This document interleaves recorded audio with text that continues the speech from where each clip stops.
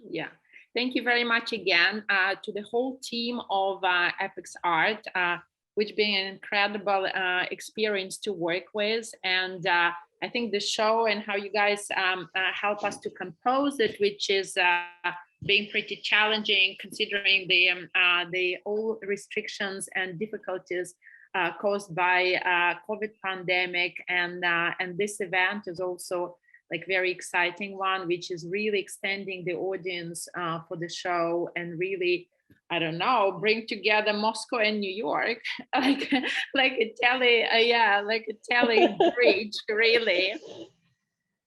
Yeah, and like back in the time, right? My name is Anna Bitkina, and my colleague Marie Bates is here, and so we curatorial duo and also female curatorial collective, Creative Association of Curators Talk, which we founded as a multidisciplinary platform more than 10 years ago, initially in St. Petersburg, but been working since then as a really nomadic institution without walls. And main principles of our work is landing on complicated political and social context.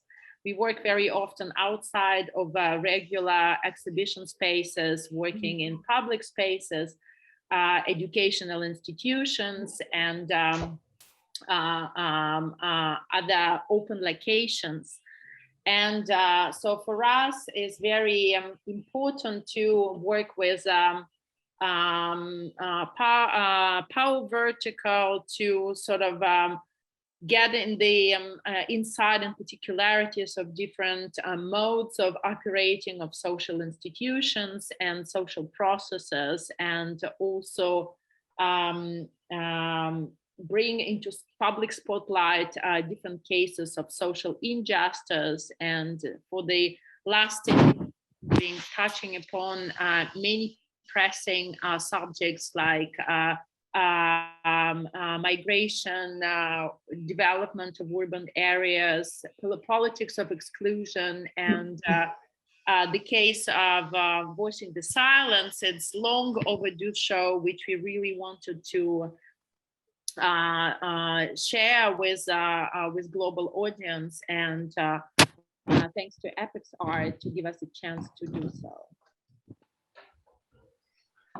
Yeah, so I'll take it on from here. Thanks, Anna. It's always good to, sort of have a self-reflective moment and think about the practice that, we've been doing for the past many years. I also want to thank Epics Art for this fantastic chance that we were given. We applied a few times, and we were very persistent, and we decided that we're not going to give up, and we will apply until we'll get it. And I encourage everyone who applies to Epics Art to not give up and not be, satisfied with a failure, but to continue trying, because it's really a great opportunity, and it's a great way to put up an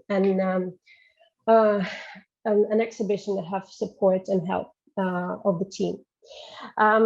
With Voicing the Silence, I think the idea was had been shaping up for quite a few years. We wanted to do a feminist show, wanted to do an exhibition about women, and we were trying to find, I think, an interesting and sort of edgy entry to the theme. And I think the relationship between legislation, law, and women's position was this entry, which unfortunately had been, stimulated by many recent events and legislative measures that started to take places in different countries. And I'm talking, of course, first of all, about decriminalization of domestic violence in Russia that happened a few years ago and resulted in increase of domestic violence across the country. And I'm also talking about other initiatives that took place across the globe, including changing of abortion legislation in some of the US states, and for instance, in some European countries like Poland. I'm talking about Turkey that left Istanbul Convention, which is aimed to protect women's rights. So unfortunately, the very stimulus of the exhibition was to kind of,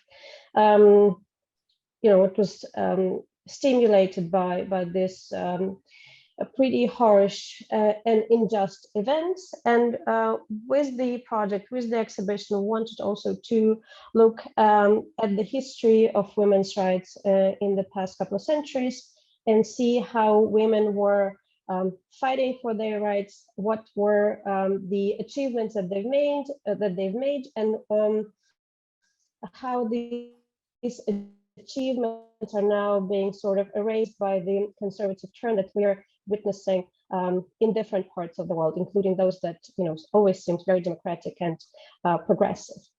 So that was the main, I think, the main agenda when we were developing the concept that was also changing through the time of the preparation of the exhibition. And we also wanted to look at different mechanisms that shape different social, legislative, and ideological norms when it comes to women's rights positions and voices, how norms are being,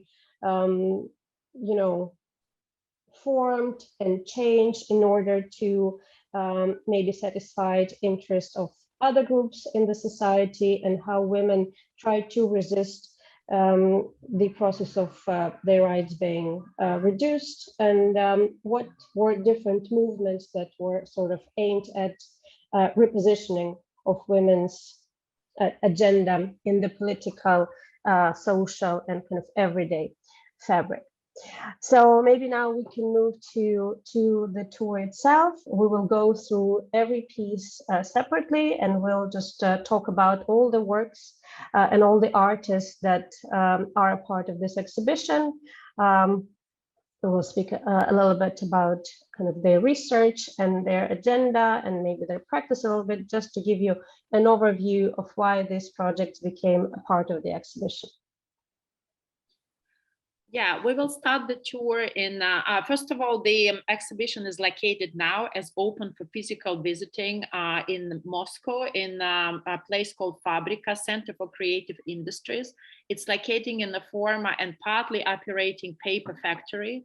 And the place where, what the exhibition is installed is a former shop, pretty big. It's about 600 square meters. It was pretty challenging, rough industrial environment to work with, but we're very happy how Voicing the Silence sort of being incorporated into the space. So it has a sort of a empty center, and because it also has pillars, it has this kind of a little bit like a church-like composition of those pillars and columns. Yeah, let's go through that. So the first work I would like to talk about is a work by St. Petersburg-based artist Polina Zaslavskaya. She works a lot in her practice about with the kind of everyday hidden mechanism of violence. So like how to give a certain image of violence. Sometimes like in everyday routine, it's so normalized that sometimes it's impossible to unpack it or decode it or denaturalize it. So initially we wanted to invite her with a work which called Evidences, where with a very simple watercolors, she is depicting the tools which being source for violence. She worked with the criminal department and with a group of sociologists that are kind of working with the statistics of domestic violence based on sexuality. But then we decided to move towards her other maybe less obvious work, which called the Basis of Contemporary Housekeeping, where through very gentle collages that I think are very universal in terms of images, she is depicting this sort of deconstruct the construction of the gender through different popular design and fashion magazines, and which she's been working with for quite some times. And collage from collage, it's a stretch series of works through several years. And so the first three, you can see it's if we can come back to first three, yeah, they've been made out of magazines called Housekeeping from 1959, and also other two is also Advice for Young Housewives from 1973, both printed in Soviet Union. So through this popular culture, architecture, and design, she's looking at those. She traces the history of social order, how sort of like popular mass production magazines are prescribed a certain way of acting for young wives or young housekeepers. So how to make, how to construct how to design the way of how to organize home, how to dress, how to act. And pretty often what stays outside of those magazines is actually like a true, sometimes cruel essence of life and overwork of women in relation to domestic domestic duties, and also which they have to share with loads of time dedicated to parenting and also full-time work. If we and of course, like through looking through this scenarios in a way that are constructed within this collages, we can also project that into different scenarios and behavior scenarios of certain expectations of the behavior of women at work, in public spaces, also in certain certain industries, and also with reference to creative industries. And she's also connecting it with some mythology, and which is also kind of like very gently incorporated into the surface of those collages. The next work we can talk about is the video by Irish artist Sarah Brown, which called The Shambles of Science. It's a 30 minutes. It's a 30 minutes video, which we sort of organized as like we divided this video from the rest of the exposition with a big curtain, and also put certain and put carpet on the wall. So like once you watch it, the requirements of the artist was to sit in a comfortable position, and preferably to watch the video from the beginning till the end, because in this film she's dealing with the theme of philosophical and scientific assumptions about the capacities of women and an animal to endure pain. So she juxtaposes two situations of diaries of students of physiology from the beginning of 20th century in London, and so how they describe being present at the experiments and of vivisections of animals, namely dogs. And another set of another line in the film is the history of the violence, body violence, and namely force feeding towards suffragists or in medical correction institutions, women that supposedly not behaving well, that are behaving kind of strangely, and being accused to be psychologically unwell. So, and the whole film is sort of organized as a training of a dog. And so when like you're watching it and you getting into the mood of the dog trainer. And so that's yeah, so that's like it's a very profound research with a lot of references in literature and philosophical texts about fabrication of special physiological conditions of women in the early 20th century, and the relation to the notions of normality and pathology. Yeah. And then we're moving to another work by Rebecca Katz-Tor and Petra Bauer, which is called "And All Is Yet to Be Done, Images from a Journey." And these are 3 large scale prints that are accompanied by texts. So the exhibition spotlights the historical achievements of women in their struggle for legislative recognition. And we, as curator, drew our inspiration from the book, The Social Basis of the Women's Question, that was written by Alexandra Kollontai in 1909. And she was the first Russian foreign minister, female foreign minister, and she was a very influential politician who affected lots of kind of, she implemented lots of structural changes in the institution of marriage and in kind of repositioning the feminist agenda and into kind of bringing more attention to it. And at the time, many feminists and many women in neighboring countries were also very interested in her approach and in her ideas.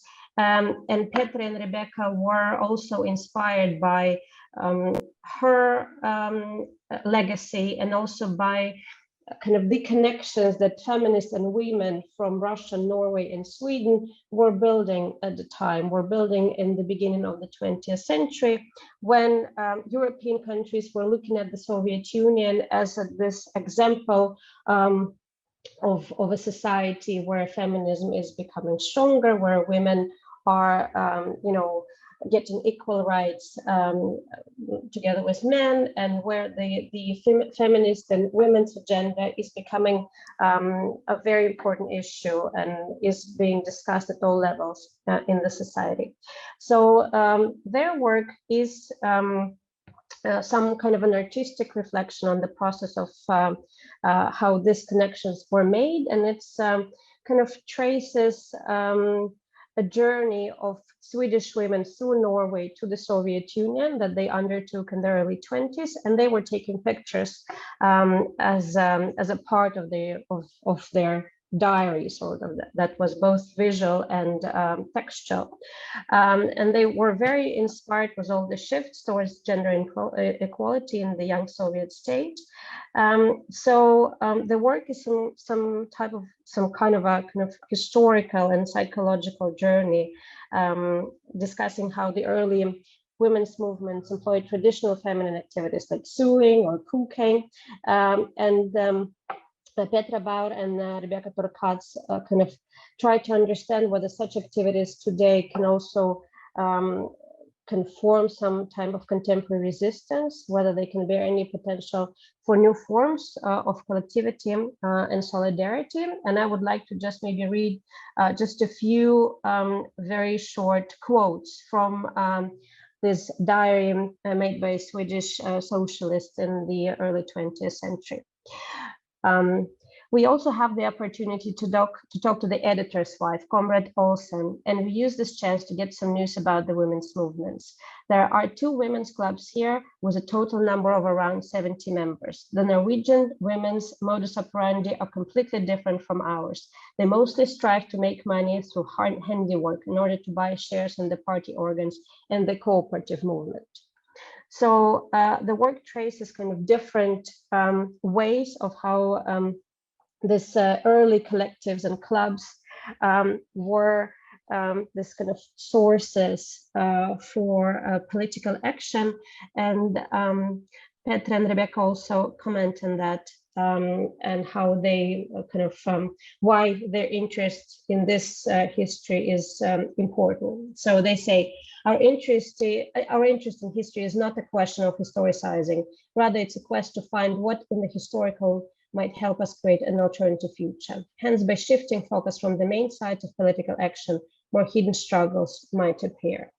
So the work is very multi-layered, in my opinion, gives a lot of thought to how we kind of, what way has been made, and how and why we kind of return to the same issues that were important 100 years ago, and why we still kind of need to solve and address the same question. So what throws us back again, I think, is an important question to address. In our kind of analysis of different movements and different communities and collectives, we also paid attention to long-term research by Nika Dubrovsky and the Yes Women, and this work is right above the work by Petra and Rebecca. So if you see this yellow poster, that's the work. So Nika Dubrovsky has been working with the history, and not history, but rather struggle and movement of women in former GDR. So the slogan that you see here in English reads, "Don't even mind us." So it's a group of women who were divorced their husband, and unlike their kind of peers in the West Germany, they, after the reunification, didn't receive any compensation, any pension. So they didn't work during their life. They were taking care of their husbands. They were housewives. But after the divorce, the government decided that since they kind of broke a certain social norms, since they decided to continue as divorced women, they're not allowed any compensation. So there are quite a lot of these women across the country. They were about 800,000, and now they're around 300,000. Of course, they age and die. And the government, which has been addressed by these women and their representatives, doesn't want to take into consideration their situation, and actually lets them die and lets them be in this condition without paying too much attention to that.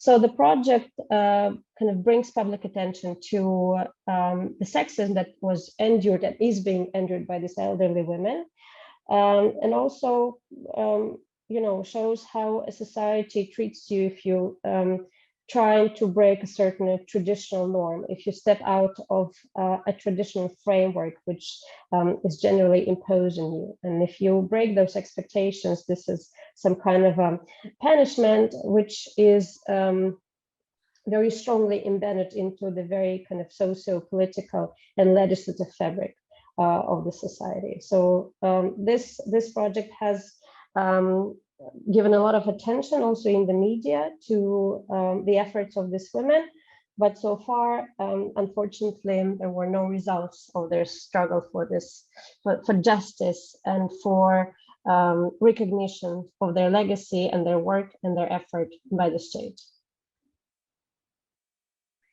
And moving further towards the installation by Amsterdam-based artist Sonia Kazowski, whose work consists of big prints, big footprints, which is also the text from her play, and the work called Act 5 Reproduction. So it is fully based, it's a kind of a sculptural, what you see, it's a sculptural reproduction of presentation of her play.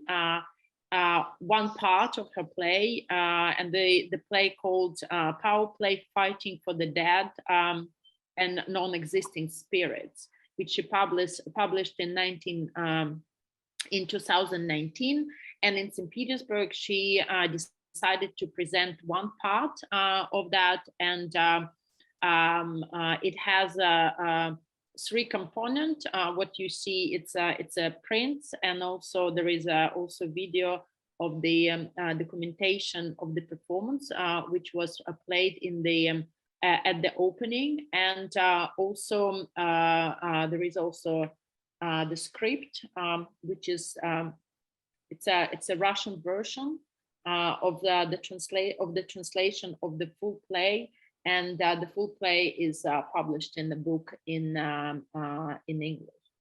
So what the project is about the distribution of attention within art field and within art history based on gender. And so her work is call for reconsider museum collections and the presence of the women within museum collections, and also brings the questions of authorship. By taking on the subject, she is bringing our attention to the case of life of Cuban artist Anna Mendieta, who lived in New York in the 70s and the 80s. And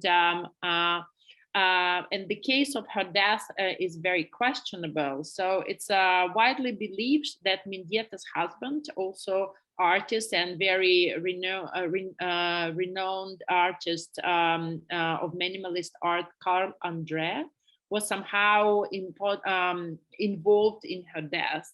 So one evening, they were coming back from a party, and that evening she fell down from the high-rise building. So no one knows how that happened, and her husband was accused in that, but somehow he was redeemed. And so the play is sort of a reconstructing those events, and finding different language, literal language, and also body performative language of how to speak about these questions of kind of contested history based on gender.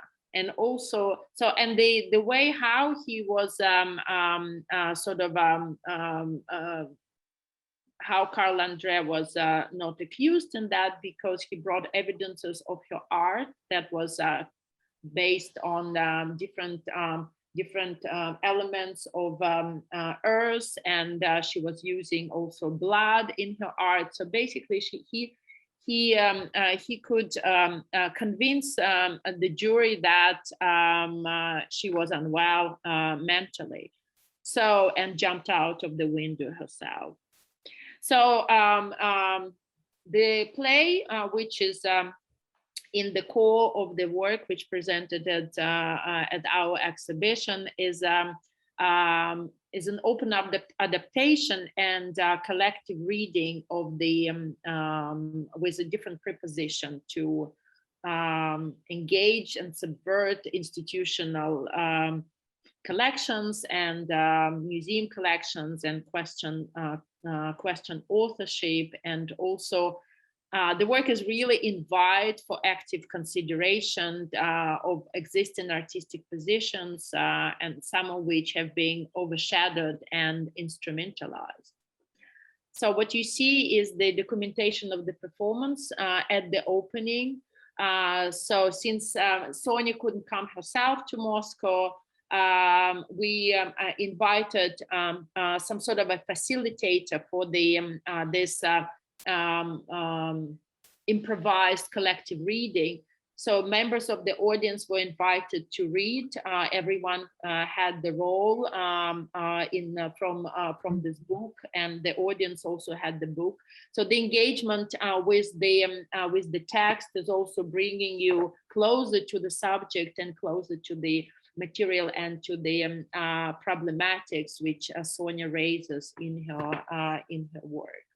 So I encourage you to come back to the virtual tour, and soon this soon this documentation will be also with English subtitles, so you could hear part of the play, but also like watch the video of the documentation of the performance. So we're moving on to another work by Moscow-based artist Natalia Nikulenkova, which consists of the video and also the vitrine with the artifacts. And this is these vitrines, and also video documentation of the performance, which is a part of the work, but also at the opening we had another performance. So let me tell you from the beginning about her new project, which is based on already a few years of research. The project called Captured Bodies, and Natalia has been developing her projects together with the inmates from the juvenile prisoner in Russia. So this is minor female inmates, which you can see on the screen. They are currently in those correctional institutions, or they're already out. And a couple of years ago, she's been working with them inside of this prison, conducting a performance which they scripted together based on their personal stories, but also based on this girls' diaries, or that they sort of pass one another with this kind of simple questions, like, who is your friend, how old are you, what are you dreaming about, what is your secret. So those diaries, they're sort of circulating in this institution. So which became also a part of the inspiration for her performance, and inside of the prison, but also with the just regular teenagers from Moscow. So based on that, she, together with invited script writers, so she drafted another performance which was presented in the during the opening. And if we can come back to the to those items in the vitrine, Ryan, if you could have a close look at that. Yeah, there are some pictures from there are like some pictures from those workshop when they were constructing different masks, and just working on the scripts, but also some pages of those diaries which became part of the performance. So, and at the opening, we've been watching a new performance which being played or performed by one of the girls who was already released, but also by invited young just recently graduated schoolgirls from Moscow schools. So they present 5 stories, which are based on real stories of which were gathered inside of this institutions. So this is like very very important and very heavy subject Natalia started to work with, and which is also like inviting us to totally different environment of young women that just starting their lives, but something went wrong, and how institution and what has happened after that is how they're dealing with this situation. So what Natalia is trying to do through her practice, through this particular project, is she creates a safe space for current and former females that being prisoners in those in these correction institutions, in their prisons. And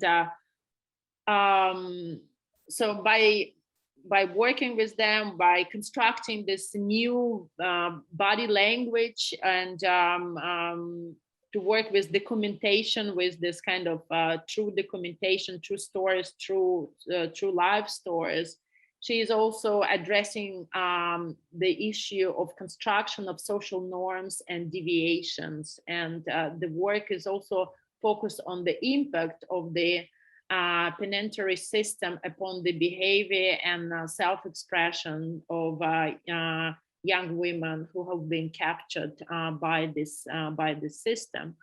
And I guess this is new work which was produced for the exhibition, and we're very happy that we gave a platform for her to sort of get to put together the results or preliminary results of her research. And I hope she's just like in the beginning of her bigger project to work with the system of correction institutions in Russia, which you penetrate them, you really can draw much bigger picture about social structures and political agendas in the state.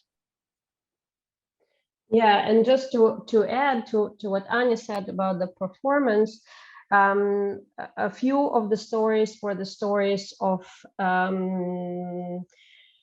I think consequences of the lack of the law about criminalization of domestic violence, because they were about about exceeded self-defense. And right now, most incarcerated women in the country are women who were defending themselves, and in this process of defense would hurt or killed their abusers. And of course, they are from victims, they immediately become aggressors, and they are punished for this.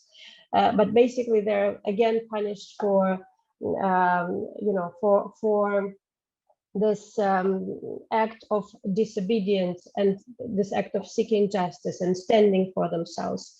And the state, again, is not on the side of the victim, but on the side of the aggressor, by not supporting and not defending women from abusers who live in this with them in the same household. And I think that was also very important, that the stories also reflected upon the processes of domestic violence in the families, on social injustice and social exclusion. It also kind of showed us how a young woman can slip, and what are the social and political circumstances for this slip, and how the society would never would never let her forget about this slip. So the stigma of being in a correctional institution will stay with you for a very long time, because the processes of rehabilitation and washing the stigma away are very, very subtle and almost non-existent in the society. And speaking about that, I want to jump also to the next question, which is called the Leningrad feminism. And this is a massive research by a group of artists, curators, and researchers that were led by Alessia Ismailtseva and Philip Benkhaus. And they focused on the story, which almost became this some kind of,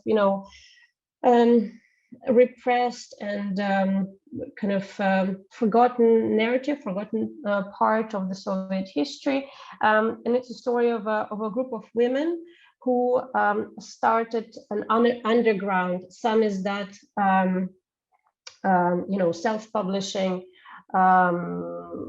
process by publishing a series of journals that would address the real agenda, the real situation about positions of women in late 70s, early 80s.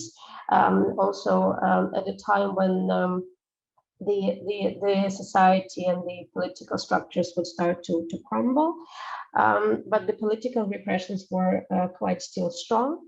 So these women would launch a few journals. One of them was called Maria, and these journals were also smuggled into the West, and that they were a great source of information for the women in the West about what would be the real situation of women in the Soviet Union. So the issues that were addressed there were quite disturbing and harsh, because on the pages of these magazines, of the journals, you could read about how women in prisons were treated, how they would be treated in abortion clinics, and how this kind of everyday repressions, also based on repressed reproductive rights of women, were happening. So besides, that was also a platform for poetry and for creative expressions for women, and they would also practice things that were illegal at the time, like yoga or different kind of collective actions. And they would also represent a very strong underground movement. And for that, they were persecuted by the government. One of them was taken to Gulag. A few others had to immigrate.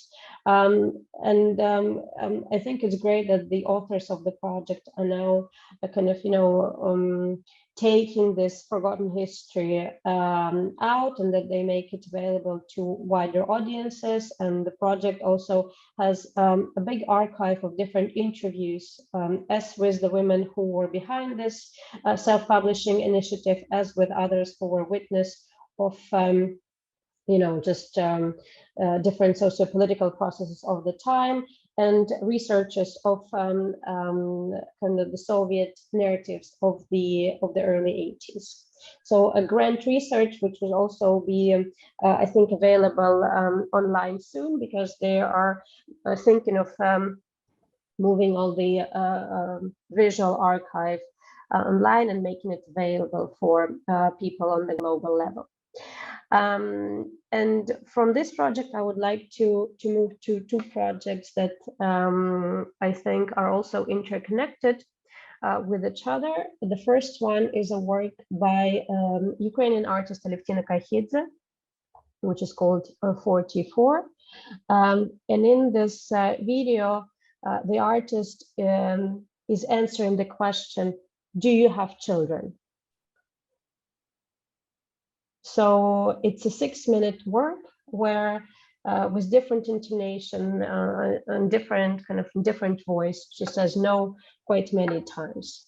And of course, this question can be a very touchy subject, and a very direct question that make many women feel numb or freeze, or just feel very uncomfortable. And unfortunately, in the post-Soviet context, this question is still not considered a taboo or offensive or rude, and there is still this tradition of expecting from women to want to have children or to have children. And it's kind of this social role of a mother is propagated on the governmental, on the state level, on the ideological level in most post-Soviet countries. So these expectations and the social norms that every woman is expected to be a mother, and this is her social role, this is her contribution to the society. This is something that women still face, regardless, their ability or desire to have children. So the work addresses this phenomena of how a woman as a person can be just reduced to this reproductive function by the state, and her value for the society is still being based on the fact whether she can or want or doesn't bear children. So that was one of the central works, also in terms of the size. So as you enter the space, you see Alevtina, and Anya was mentioning before that the space looks a little bit like a church. So you enter, and Alevtina's face is like on this altar of the venue, and it looked really grand, I think. So that was making a very strong impression. And the last work that we wanted also to touch upon is work by artist Masha Gadavanne, who, on the other hand, addresses the vulnerability of being a parent, of being a mother, and it's called Debris of a Dream. And we can also maybe take a quick look at the video itself. So in this work, the artist just talks about a dream that she had when she saw a situation as if her son was drowning, and what feelings she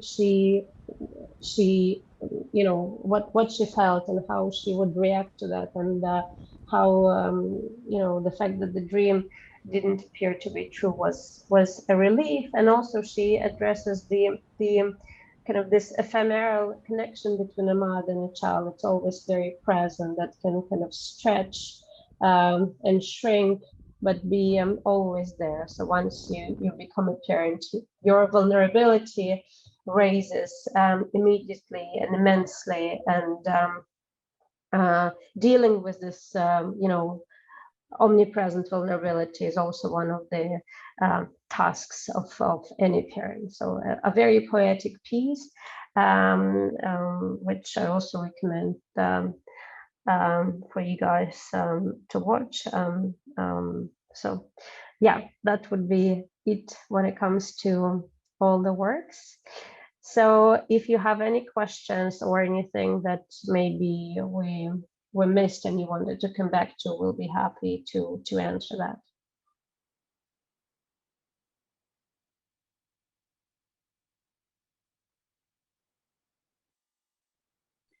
There is a question about I guess everyone can read them, or Elizabeth, how you guys? I'm happy to read them. Yes, if please. anybody wants to, Ryan, if you just want to click out of the Matterport, and then I'll just make me back into Spotlight here.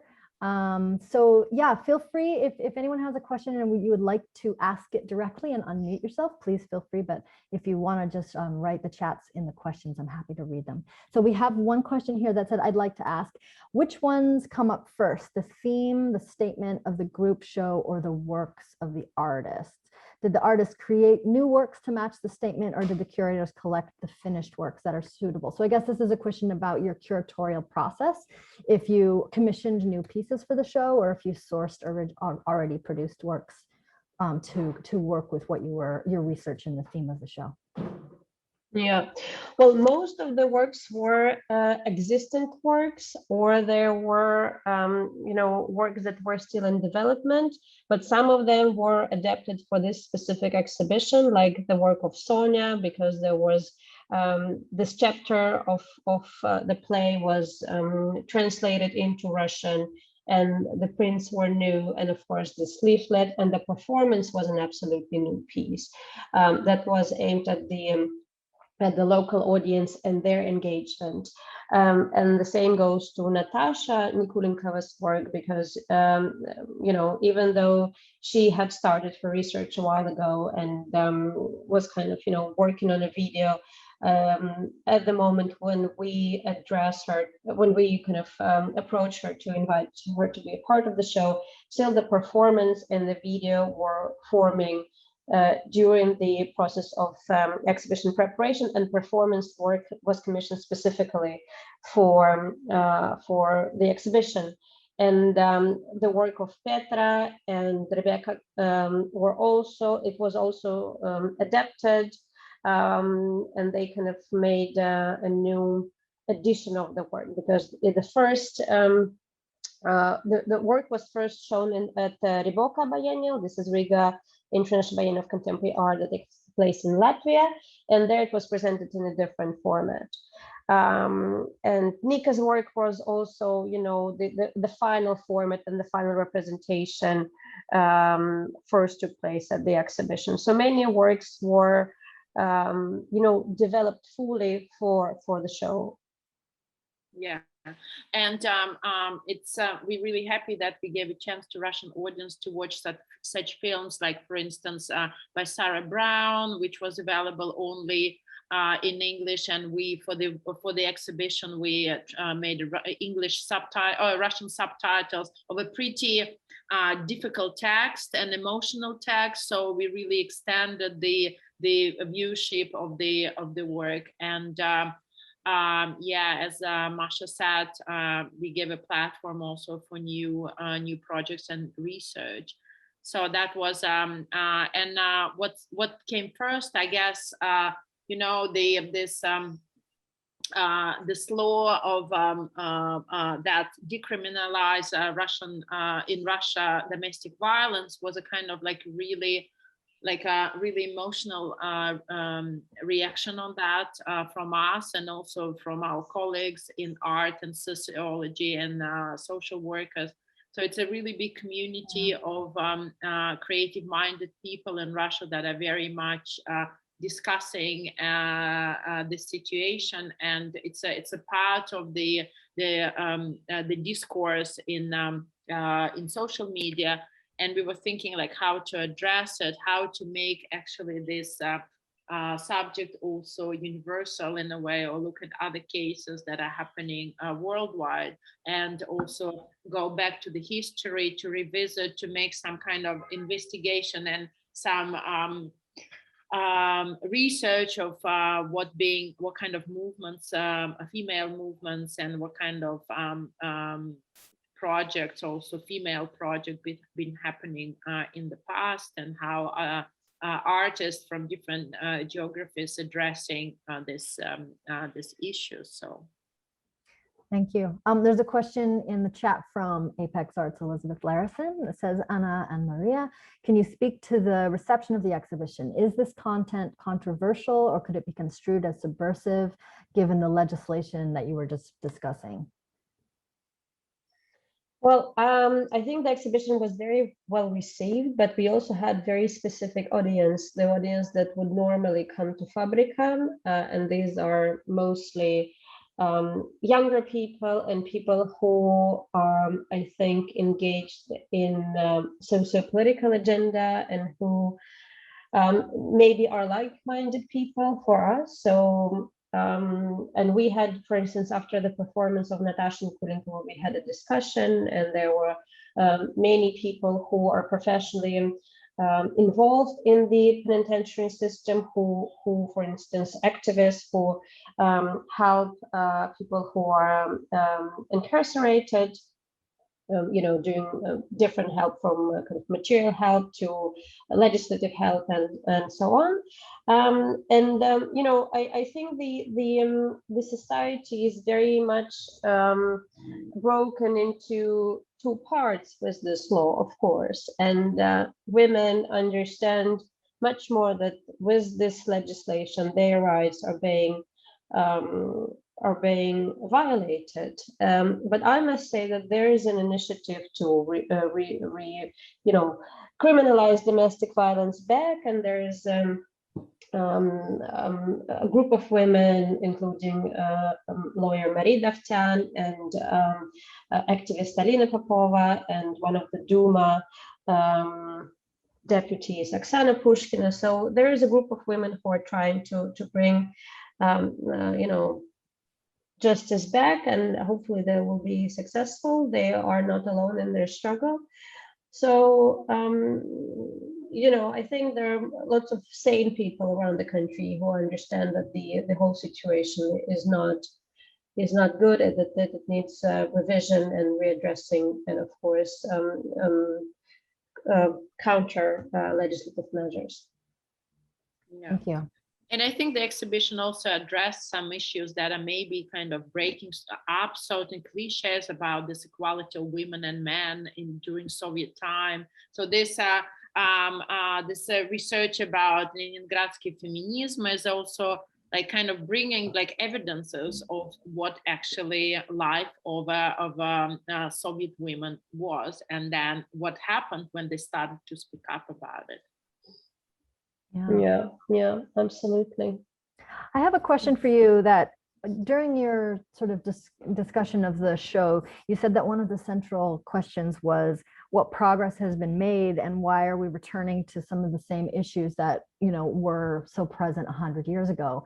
And I'm just curious for both of you, you know, what are some of the surprises that you discovered in your research and in curating the show? What were some of the answers that came to you in working with such a diverse group of artists, international artists, on some of these topics?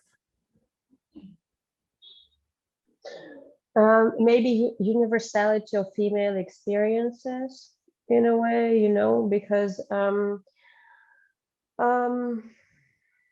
we took a quite, you know, a close look at different geographies and a different time context, but we kind of, you know, felt that the problems were all the times very similar, you know, this weakening of women's position was always the agenda in many ways for the state, and that was, I think, devastating. And also, I think Nika Dubrovsky's work is really a good example of that. That you know, even in kind of these societies that we're used to consider democratic and inclusive and just to a certain level, still there are lots of struggle going on that's invisible for the majority of people, you know, and we also see how this injustice is just so deeply embedded into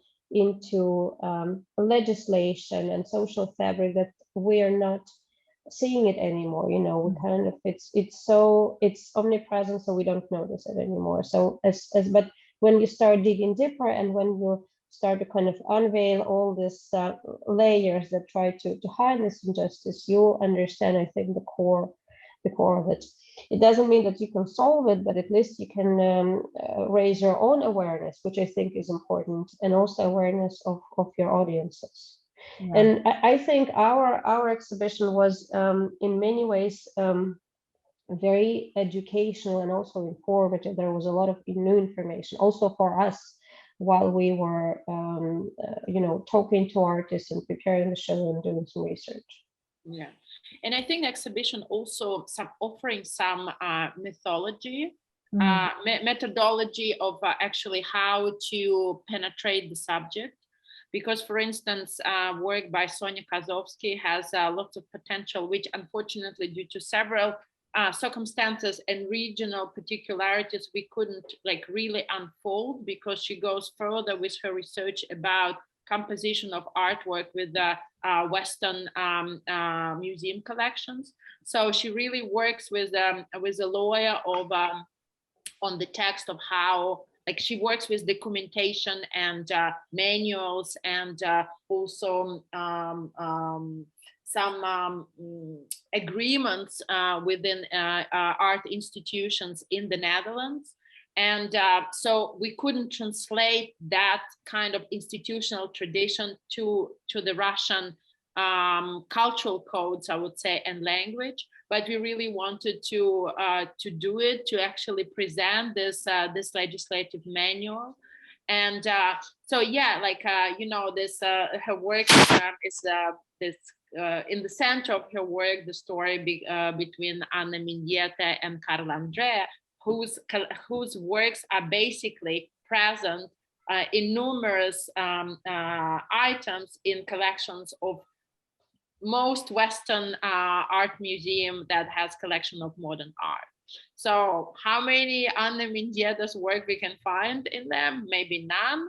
So it's also about representation of colored women within this white society. And also it also reflects the composition of museum collection.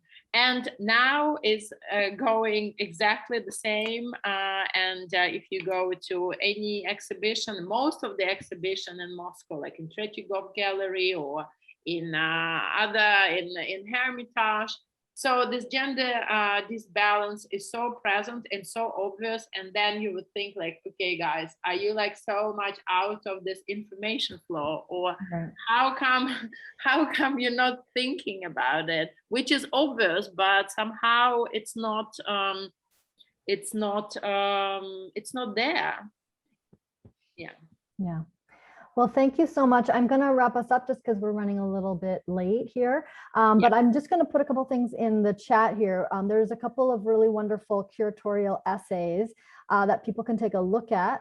They're both in English and in Russian, so I encourage folks to take a look at that and read more about some thoughtful words from the curators and more about the exhibition. We also have an upcoming event on September 16th. That's going to be with Voicing the Archives. Would either of you like to say just a couple of words about this event? Yeah, I'll gladly introduce the event. So there will be kind of a reading orchestrated session with Israeli artist Ofri Lapid, and she will kind of take as a starting point for this session the archive of Haifa Feminist Institute, which has collected and gathered the first LGBTQ archive in Israel, and it also has a lot of how do you call it, testimonies from courts. So the archive was also kind of educating volunteers to go to courts and to be present at hearings of the cases related to domestic violence. So we'll dive a little bit into the archive. We'll talk about this kind of witnessing in courts and what it brings and what it actually gives to the system of justice and how it can affect it. And we will also take a look at these testimonies and try to read them and maybe understand better how justice is or is not working. Great, thank you. So yeah, there's that information is in the chat, and you can RSVP and share that link with friends and family and people who are interested in this important topic. And then the last thing here is I'm just going to put the show link, the exhibition link back in the chat, and that really wonderful tour, the virtual tour, is available for you to explore on your own time, and I encourage you to do so and take a closer look. So thank you everybody for coming tonight. Tonight, we've got time zones of different places happening, but it's been so wonderful to spend this time with all of you. And I really am excited to explore the show further, and I look forward to being with you on September 16th. Thank you very much, dear Maya. It was absolutely amazing to have you as our MP, or like the host of this event. And thank you very much, Ryan and Steve and Elizabeth, Stephen, and thank you, like all of you, for the audience, so engaging. And yeah, thanks for finding time during your lunch break, I guess, who is in New York, yeah, for this. Excellent.